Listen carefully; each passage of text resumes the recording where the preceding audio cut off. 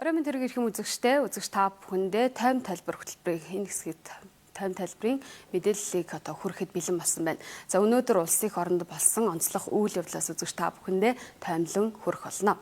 За эхний мэдээлэл бол улсын нэр томьёоны комисс үүсгэн байгуулагдсны түүхт 100 жилийн тохиож байна. Энэ хүрээнд Монгол улсын ерөнхийлөгчийн ивэлдор хэлний бодлогын зөвлөл, шинжилгээ ухааны академийн хэл зохиолын хүрээлэн болон бусад холбогдох байгууллагууд хамтран нэр томьёо ба шинжилгээ ухааны технологийн хөгжил 2024 олон улсын эрдэм шинжилгээний хурлыг зохион байгуулж байна. За өнөөдрийн эрдэм шинжилгээний хуралд 9 орны 65 илтгэгч 2 салбар хуралдаанд хуралдсан байна. Энэ удаагийн салбар хуралдаанаар манай улсад хэрэглэгдэж байгаа нэр томьёо болон дэлхийн нийтийн нэр томьёоны чиг хандлага ямар байх талаар хэлэлцсэн байна. Мөн хэл шинжилгээний салбарын нэр томьёонд ямар шинэ технологи нэвтрүүлэх болон цаашдаа нэр томьёогоо хэрхэн хэрэглэх асуудлаар хэлэлцсэн байна. Анх 1924 оны 3 дугаар сарын 28-нд Судар бичгийн хүрээлэнгийн дэргэд нэр томьёоны комиссийг 10 салбар комисстойгоор байгуулж байсан түүхтэй юм байна.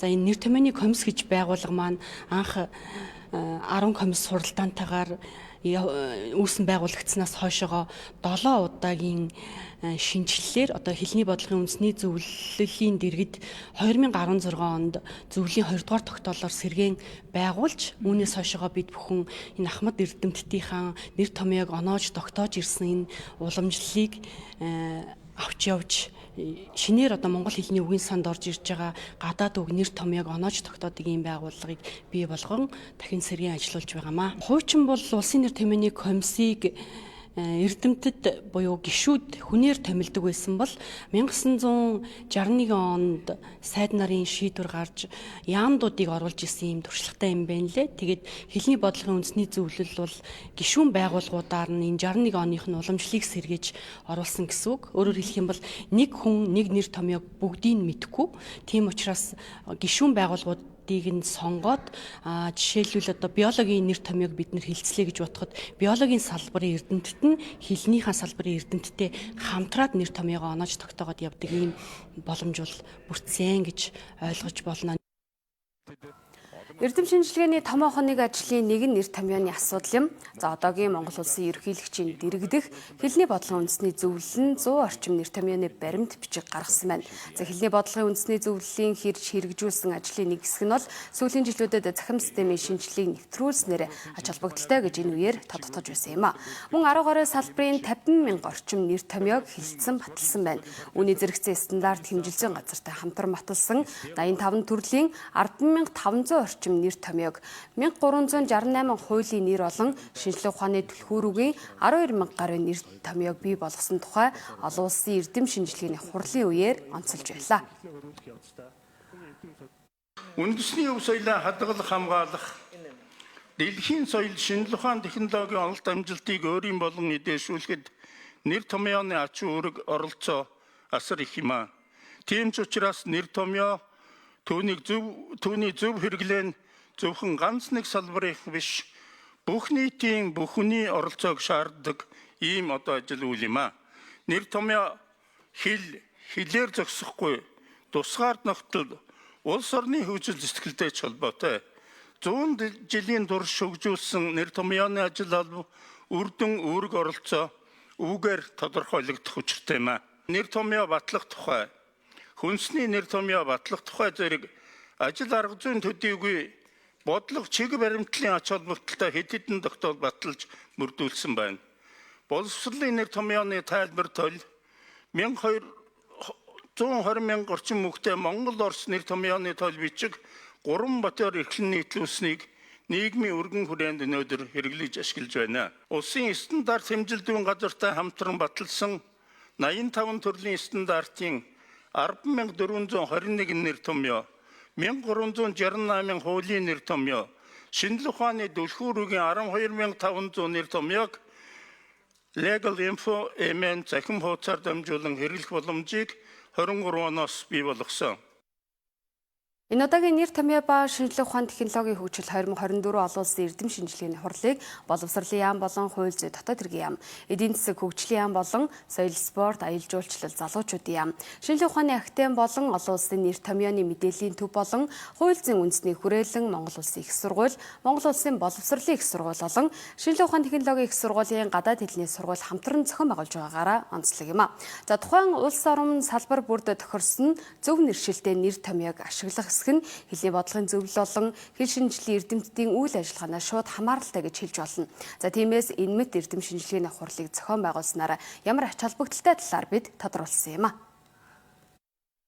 Аливаа нэгэн тэр харилцан ярианд бол мэдээж гадны үг үе үедээ л байж ирсэн.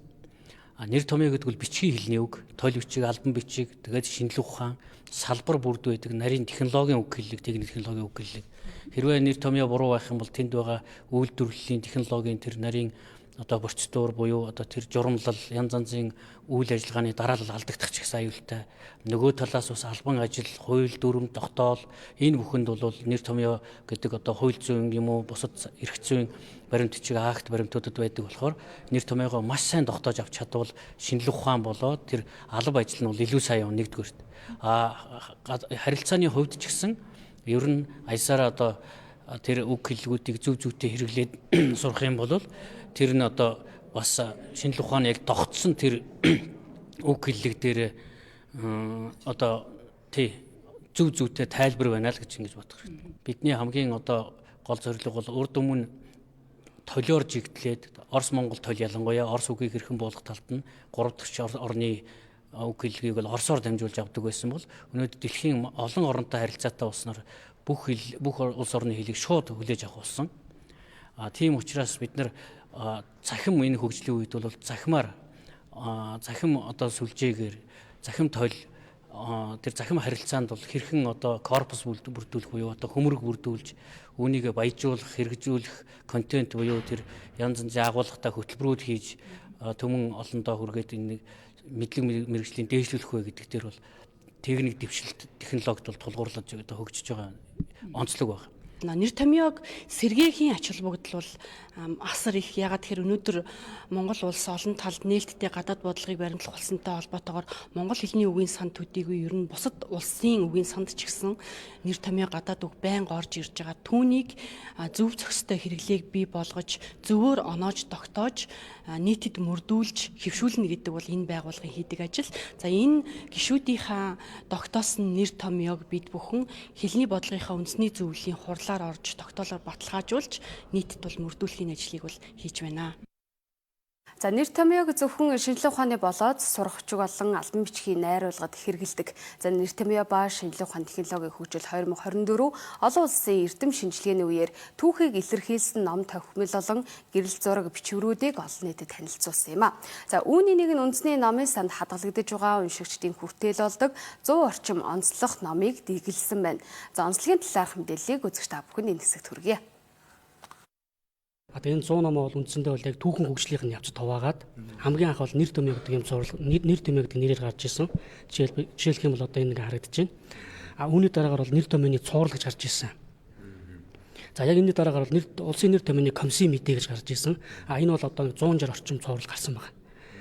За тэгээд 2000-ад он гарснаас хойш бол төрийн хэлний зөвлөл үндэсний хэлний бодлогын үндэсний зөвлөлөөс гарч ирсэн ийм номуудыг бол давхар гарсан ийм дөрвөн ижлэлтэйгээр гаргачаад байж байгаа. Тухайн үед ингээд томьёолж исэн боловч мартцсан өөрөөр ирлийн одоо юм өгнөд байна л та.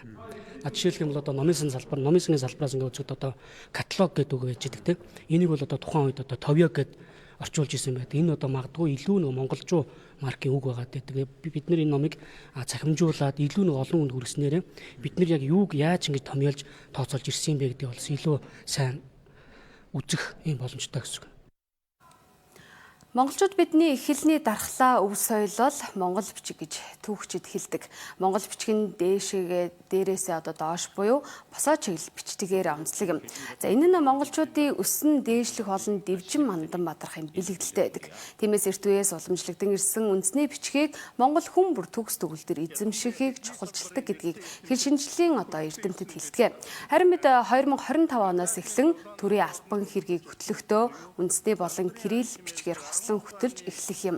За энэ талаарх одоо мэдээллийг одоо үзэгч та бүхэн төргий. За хослсон хэлбэрээр төрийн бичгийг бичиж одоо эхлэхэд за судалгааны ажил болон бэлтгэл ажил ямар хэлбэрээр үргэлжилж байгаа талаар бид мөн тодруулсан юм а.